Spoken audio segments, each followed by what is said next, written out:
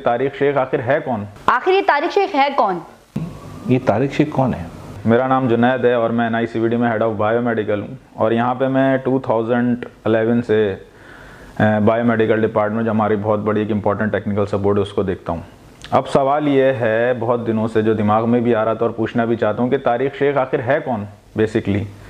कुछ दिनों से एक भौचाल आया हुआ है, कुछ महीनों से एक आया हुआ है कि NICVD जो है वो करप्ट तरीन इदारा है, NICVD के अंदर कोई काम नहीं करता। अब ये सब कुछ हम तो यहाँ पे रहते हुए हैं, फिर पता चला कि तारिक शेख नाम साहब का कोई इंसान है जिसकी वजह से जो है ये सारी बेचैनी, सारे मनगढ़ंत इल्ज़ामात, एजेंसीज़ की इन्वॉल्वमेंट, उनकी कुछ ख्वाहिशात, कुछ डिमांड्स जो हमारी एक प्रोफेशनल मैनेजमेंट के सामने रखे गए और as per rules and regulations क्योंकि वो पूरे नहीं हो सकते थे, तो क्या हुआ कि पूरा NICVD बमा हमारी मैनेजमेंट, यहाँ के लोग, हमारी हाईएस्ट मैनेजमेंट सब की सब जो है वो रिश्वतखोर बन गई, करप्ट हो गई, जाली भर्तियों की जद में आ गई। अब मुझे समझ में ये नहीं आता कि एक ऐसा इंस्टीट्यूट जो अगर रिश्वत की बुनियाद पे चल रहा है और जिसकी परफॉर्मेंस बिल्कुल सिफर है, तो वो एक इंस्टीट्यूट से 28 सेंटर्स में कैसे तब्दील हो गया। फॉल्ट हमारी तरफ से नहीं है, फॉल्ट वो ज़ाती मफादात का है जो एक बंदे की चाहत के ऊपर या उसकी टीम की चाहत के ऊपर ये सारी चीज़ों को किया। तो इसके लिए हमारे हुकाम बाला, जो हमारी देखने वाली, जो हमारे केयर टेकर्स हैं, उनको भी सोचना चाहिए कि एक परफॉर्मेंस देख लें या ज़ाती मफादात को मद्देनज़र रखें। मेरा नाम सना है, मैं हेल्थ केयर सेक्टर में तकरीबन 11 से 12 साल से काम कर रही हूँ और NICVD में मैं तकरीबन 4 से 5 साल से अटैच हूँ।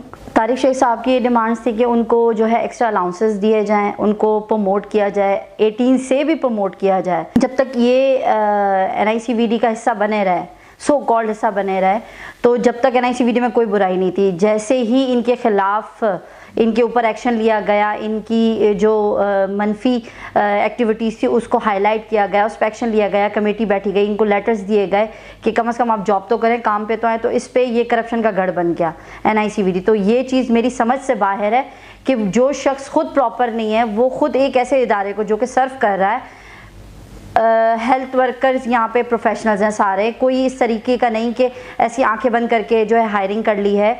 सब यहाँ पे प्रोफेशनल्स हैं, सब यहाँ पे अपने अपने कई साल लगा के आए डिफरेंट इंस्टीट्यूट्स में, डिफरेंट जगहों पर।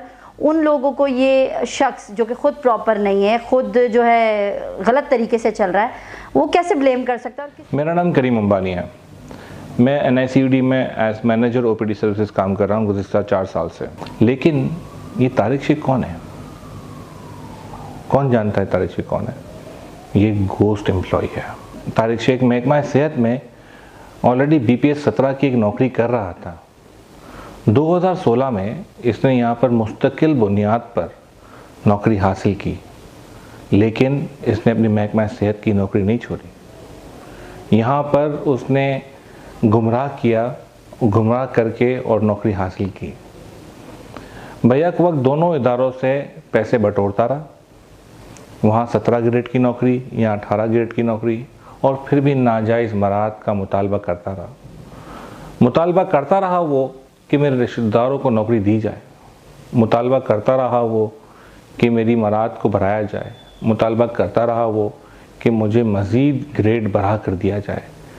जब इंतज़ामिया ने इसके मुतालबात कबूल नहीं किए तो इसने NICVD और इसके इंतज़ामी उमूर संभालने वाले प्रोफेशनल्स के ख़िलाफ़ एक गंदी कैंपेन का स्टार्ट किया। जो मौसूफ तारिक शेख NICVD पे इल्ज़ामात लगा रहे हैं, उनका खुद का बैकग्राउंड क्या है, क्या करते रहे हैं वो डिफरेंट महकमों में गवर्नमेंट के। पहले वो तालीम के महकमे में थे, तालीम के महकमों में भी उनकी भरी कहानियाँ हैं।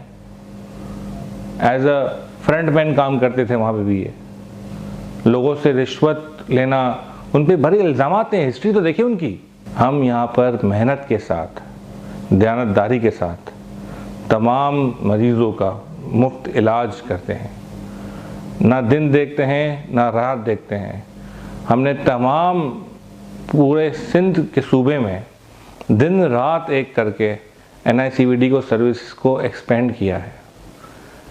आज दिल के मर्ज से कोई मरीज़ सूबा सिंध में फौत नहीं होता, उसको पहले इलाज मुहैया किया जाता है। हम लोगों की ज़िंदगियां बचाते हैं।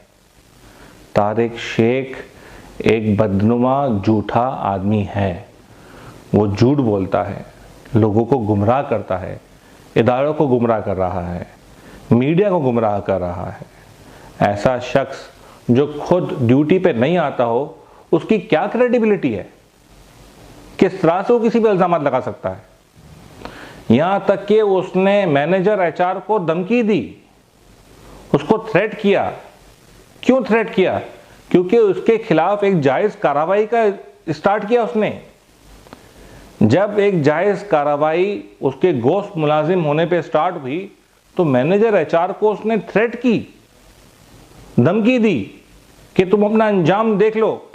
मेरी मुल्की इदारों से, मुअज़्ज़ज़ इदारों से गुजारिश है कि इस पूरे मामले की गैर जानिबदार इंक्वायरी करें।